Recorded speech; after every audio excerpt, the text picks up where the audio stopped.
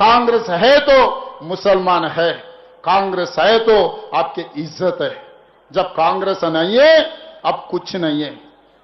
कांग्रेस है तो मुसलमान है। चीफ मिनिस्टर रेवंत रेड्डी के मुतनाज़ा बयान पर हंगामा। बीआरएस माइनॉरिटी लीडर अब्दुल मुखीद चंदा का इल्ज़ाम, रेवंत रेड्डी आरएसएस का शागिर्द है, मुसलमान को साफ डरा रहा है। तेलंगाना की सियासत में एक नया तनाज़ा खड़ा हो गया। वज़ीर आला रेवंत रेड्डी के बयान पर अक़लियती हलकों में शदीद गम गुस्सा देखा जा रहा है। चीफ मिनिस्टर रेवंत रेड्डी ने हाल ही में जुबली हिल्स में अपने रोड शो के दौरान कहा कि कांग्रेस है तो मुसलमान है और उनकी इज्जत है। इस बयान ने मुसलमानों में नाराज़गी की लहर दौड़ा दी। बीआरएस माइनॉरिटी लीडर अब्दुल मुखीद चंदा ने सख्त रद्द-ए-अमल देते हुए कहा, chief minister Revanth Reddy RSS के शागिर्द है, ये बात हर मुसलमान जानता है। वो मुसलमानों को डराने और दबाने की कोशिश कर रहे हैं।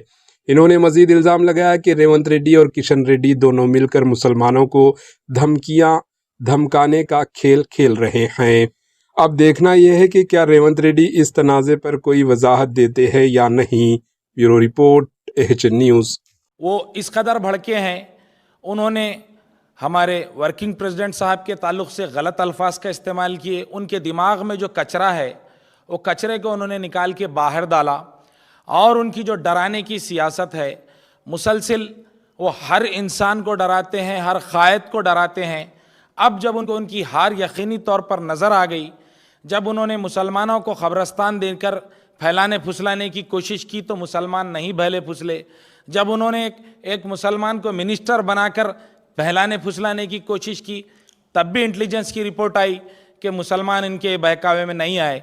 क्योंकि आप देखिए कि इन्होंने 22 माह का इंतज़ार करके एक मुस्लिम को वज़ीर बनाया और हमारे अजहरुद्दीन साहब एक ऐसे तेलंगाना के पहले मुस्लिम वज़ीर हैं जिन्होंने हलफ लेने के बाद, ओत लेने के बाद खलमदान के लिए 5 दिन तक इंतज़ार किया। अब तक किसी ने भी खलमदान के लिए इतने वक्त तक इंतज़ार नहीं किया था।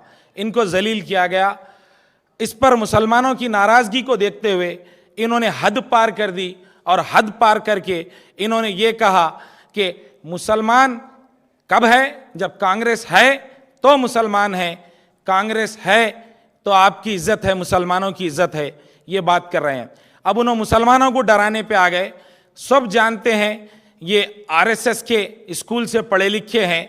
अब इनके जो आरएसएस की नज़रियात और इनका जो नज़रिया है वो स्टेज पे ठहर कर रोड शो के दौरान कह रहे हैं। हम इसकी मजम्मत करते हैं। ये जिस तरीक़े से मुसलमानों को जो है डराने की कोशिश कर रहे हैं, वो बीजेपी को साथ में मिलाकर कभी कहते हैं किशन रेड्डी साहब से कुछ बोलने लगा कि मैं तुम्हारी बाप की जागीर दिया क्या, मतलब वो ऐसा किशन रेड्डी को कुछ बोल दिए तो मुसलमान खुश होकर वोट दे देते समझे इन्हों। मगर इनको इंटेलिजेंस की रिपोर्ट मिली। हम सख्त अल्फाज में मजम्मत करते हैं।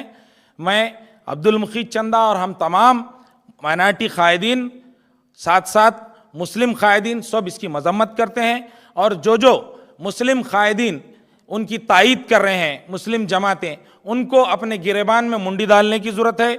देखने की ज़रूरत है कि इन्हों मुसलमानों के लिए कुछ नहीं कर सकते। और हद ये हो गया कि अजहरुद्दीन साहब भी एक प्रचार में आके ये कहते हैं कि अगर आप बीआरएस को वोट देंगे तो मैं नहीं आऊँगा, मैं काम नहीं करूँगा। मतलब आप हलफ लिए इस बात का कि मैं किसी की जानिबदारी नहीं करूँगा, मैं जो है बग़ैर किसी के जो है तरफदारी करे के काम करूँगा। और हलफ लेके सीधा आप स्टेज पे आके कहते हैं कि अगर तुम बीआरएस को वोट देंगे तो मैं नहीं आऊँगा। मतलब तुम्हारे कौल और फाल का कोई भरोसा नहीं है। उसी जलसे में इन्होंने ये भी कहा कि मैं आपको जो है ख़बरस्तान दे दूंगा, आपको ख़बरस्तान मेरी जिम्मेदारी है। आपने कहा था 31 दिसंबर को दे देता हूँ, बोले 9 दिसंबर भी आप बोले थे, अब 31 दिसंबर बोल रहे हैं, थोड़ा और दिन बढ़ा लिए।